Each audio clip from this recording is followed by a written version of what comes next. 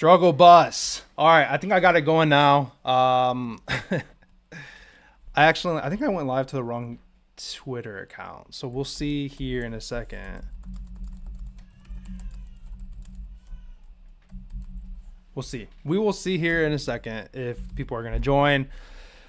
I mean, I think I like this because there's an opportunity for a bunch, for more people to see, like the stream, and I can go to more places and everything. But I don't know.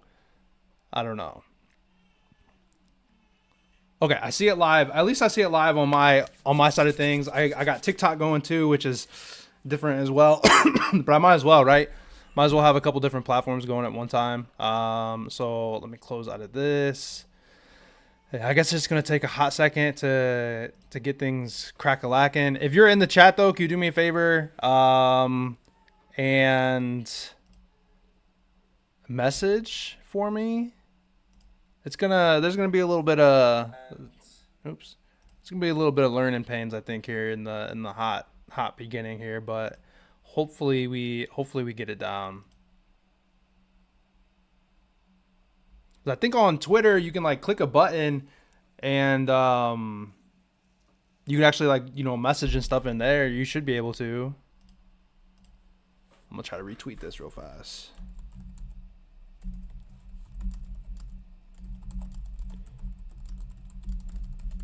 Okay, I'm just gonna get going though, because I don't want to just sit here and y'all are just seeing me like trying to figure stuff out or whatever. So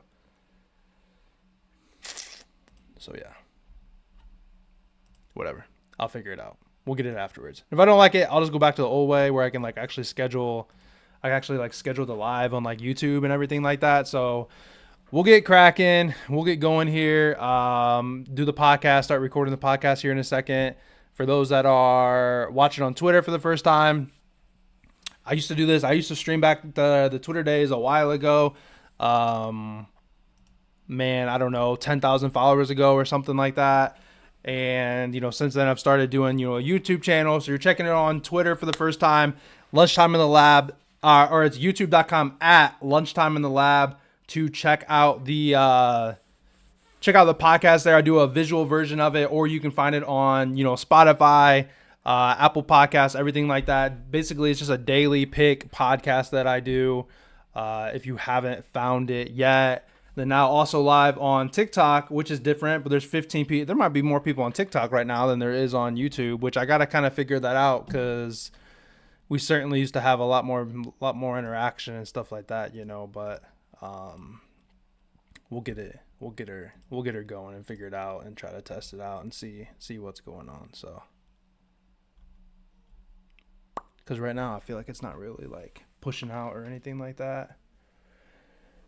Okay, all right. I'm gonna pull the notes up here though. We'll just get right in. Like I said, I don't want to just sit here and you guys trying to figure out my struggle bus and stuff like that. So we'll just see if anything gets going. I'm gonna actually. Oh, that probably won't work actually, but whatever. Oh, it went. Okay, it went to. All right, cool. Whatever. Here we go. I'm gonna get the streaming platform going. We'll get going. TikTok. I appreciate y'all join. If you haven't followed me yet, do me a favor. Give me a follow. Trying to give out, plays. You'll be able to catch the lives or whatever. I guess if you give me a follow, I'd imagine. I'm kind of new to that. Or check it out on Twitter, YouTube, whatever. We'll get rolling here though. Get this like this like this. And all right, here we go. What's up and welcome to Lunchtime in the Lab, your number one gambling podcast for quick picks, now live on YouTube and actually TikTok right now. So I got a couple different places you can check it out if you are just listening to it on Spotify, Apple, so on and so forth. The audio side, you can check out the visual sides, I suppose, now too. Brought to you by Pony Up. Got that buddy made the app. I got the link in the bottom in the description there on YouTube. If you're listening, once again, Spotify, so on and so forth, there's information there as well to join that app. It's free. You wager free coins to get real prizes. So hopefully it's going to turn into the next best thing. I think it's pretty neat. But we'll see how it's going and hopefully continue to have some fun with it. Today is Thursday, January 18th. Before we get into today's plays, we will take a look and see, as always, what we did yesterday. And unfortunately, there was not an awesome day yesterday. But that's gambling. You're not going to win every single one. But the NBA is just gross. We went 0-3, and it broke the streak that we had going. We had about 4 or 5 consecutive days in a row where we were winning. And unfortunately, right now, we there's some random like bots and stuff in TikTok. It's kind of wild. I got a bunch of weird stuff in here going, so we might have to nix that in the future. But all right, anyway, we had Trae Young over 28.5. He shot 5 for 14, 1 and 6 from 3. Got a little bit of banged up in the first quarter. He's pretty hot and cold. Maybe that's why they call him ice. Paulo Banchero over 32.5. He ended at 30, super close. You would think someone who took 25 shots and 11 free throws would have had a little more success.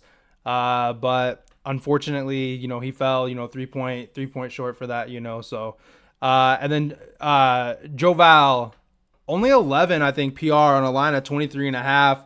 I talked yesterday on the podcast about how, he had just dominated the matchup against the Hornets and everything. And, he only had 7 rebounds. He went 1 for 3 shooting, and 2 of the misses he had blocks. Going into halftime, he had shot twice, and he was blocked twice, and one of them, once, and then one of them was he got fouled on the shot. So rough day in the NBA. I mean, I tweeted out and complained about it yesterday, but we had that the Bucks started out 2 for 22 or something crazy like that. So I mean, that's crazy stuff, and they ended up losing by like 30 or something like that, maybe even more. They're just insane blowouts and everything. So it's frustrating, but there's nothing we can do about it. We move on and we move on, So appreciate the people though that joined before hopping into place here. Like I said, live on YouTube, trying out the Twitter, trying out the TikTok, but first play is going to be Isaiah Hartenstein over 15.5 rebounds and assists. His line opened up rebounds at 11.5. It moved up to 12.5. It's moved up to 13.5 at some places right now. It's just, maybe it's because there's not as many games today, but it's just kind of all over the place, it seems. So the movement, though, has not affected that RA number. So that's what we decided, that's what I'm going to decide to roll out for us here. Since he moved into the starting lineup, since they had that injury to Mitchell Robinson, he's over this number in 5 of his last 6 games. One of those misses being at 15. So realistically, he's essentially at 100%. We got hooked on it. Somebody got hooked at one point if they had that same number. The last time he played the Wizards, which was 12 days ago, if I'm not mistaken, he had 19 rebounds. This Wizards team gives up the most rebounds to centers with an average of nearly 19 a game, which is obviously crazy. And they gave up about the 15th most assists. So they're going to also be without Gafford today, which is a starting big man. So a team that's giving up a ton of rebounds with their starter in, without their starter, is going to obviously they should get killed on the boards. They're just not a good rebounding team to begin with, and then they're going to be starting without their starting big, having to play the second guy, and then on the bench, obviously, they're going to be playing a different guy out of the rotation. His assists, the 15th most assists. I mean, he's getting 4, 3, 4, 5, whatever assists. So I think he could clear the rebounds in this matchup better, or go over the rebounds, I guess I should say, with just that. The 15.5, he cleared it obviously before. 13.5 is getting a little wild. If you want to play the 13.5, that's cool. If the 12.5 is out there with better numbers, that's where I started with the write up here, and then it went up to 13.5. Then that's why I jumped on the RA here, so we can just get a couple assists to help us out where I feel like we don't even, necessarily need it, which, may be beneficial, may not be beneficial. So the first play is going to be Hartenstein over 15.5 rebounds. Second play is going to be RJ Barrett over 6.5 rebounds. I started, and then unfortunately, I don't know how it works out. Sometimes plays get pretty public. Sometimes they don't. I'm seeing some action. I'm seeing some people on, Twitter talking about these plays. It is what it is, though. I mean, that's going to happen. So over 6.5 rebounds. In his last 5 games without Pirtle, he's playing He's over 4 of the last 5, 10, 7, 9, and 8 rebounds. Obviously, we just had Siakam traded to the Pacers, which I live in Indiana. I've never really been like a Pacers fan, but I suppose, that's kind of a neat, trade or whatever. But with the departure of Siakam, that's another big guy that could be grabbing boards. Obviously, without their starting center, Siakam was a tall presence that was able to grab some boards there as well. That they're gonna have to replace. In his first game without Siakam, he had 8 rebounds. He's over this line, this number in 3 straight home games and 4 of his last 5. The Bills allow the most rebounds to power forwards and the 5th least to small forwards. So you had to have a role where like Scotty and him are, kind of reverse. Scotty's not really grabbing boards though, so you really can't look at like in this instance, like against the Wizards with Hartenstein, he gives up a ton of rebounds. They give up a bunch of rebounds like to centers. That's a one and done. But you have like the forward position with small and power forward, and I think they're kind of interchangeable. You can look at it in terms of a forward group. Somebody's got to be grabbing those boards, and it's not going to be Vucevic the whole time.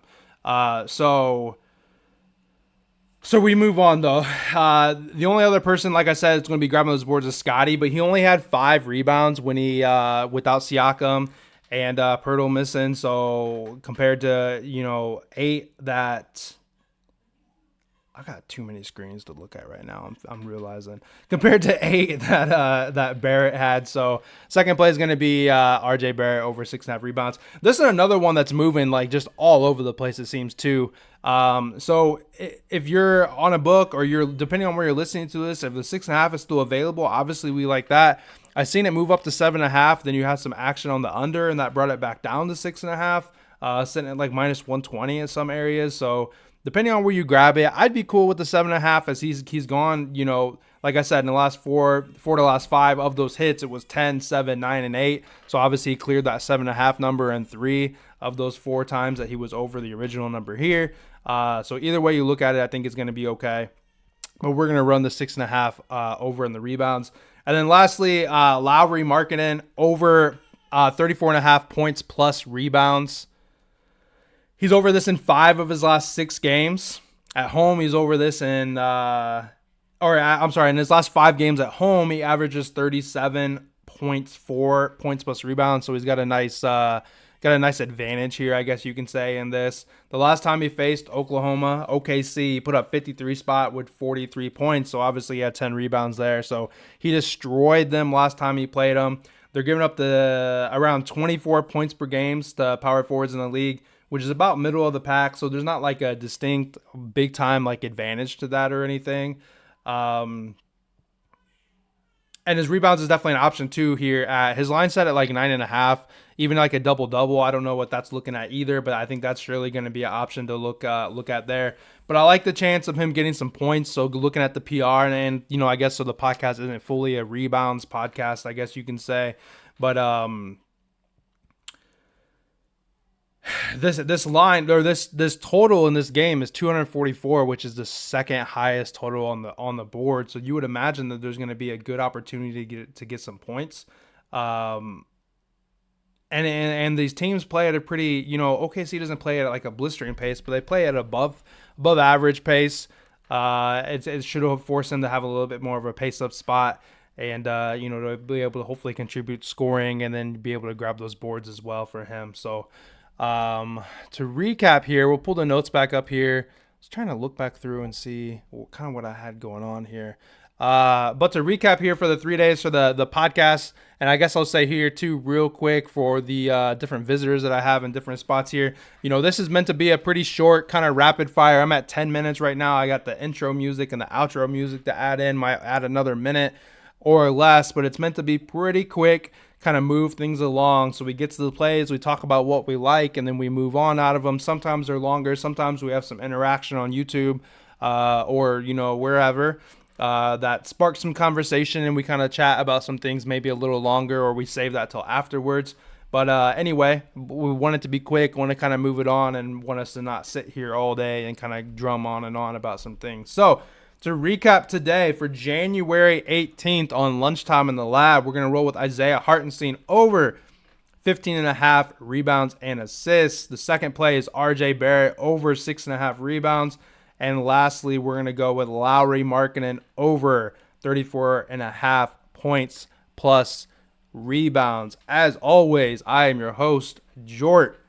Lunchtime in the Lab, we brought to you every day. Thanks for listening. Be sure to follow me on all social medias at Live Joe Bets. And depending on where you're listening, in the description on YouTube or, audio versions, there should be a plethora of links there. You can check out the Pony Up app, like I mentioned. There's the Beer Money Picks VIP page if you want to look into some of those exclusive type plays. And there's also the link for YouTube, link for Spotify, Linktree to join, to pick up some of my socials and everything like that. But let's see what we can do to have ourselves a better day than we did yesterday. Let's get that positive kind of streak going here again, which would be fantastic. And hopefully I meet you guys at the pay window.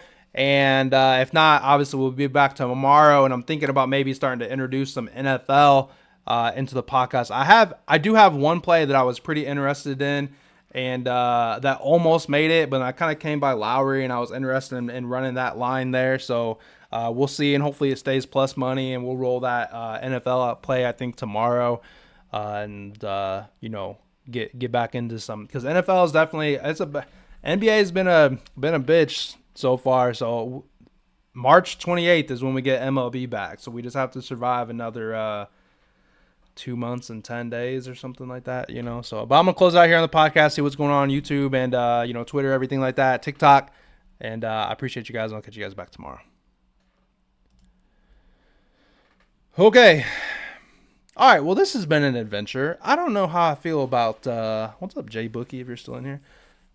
This platform's a little different. I feel like it's I'll have to go back and kind of see how it looks and kind of see how that went.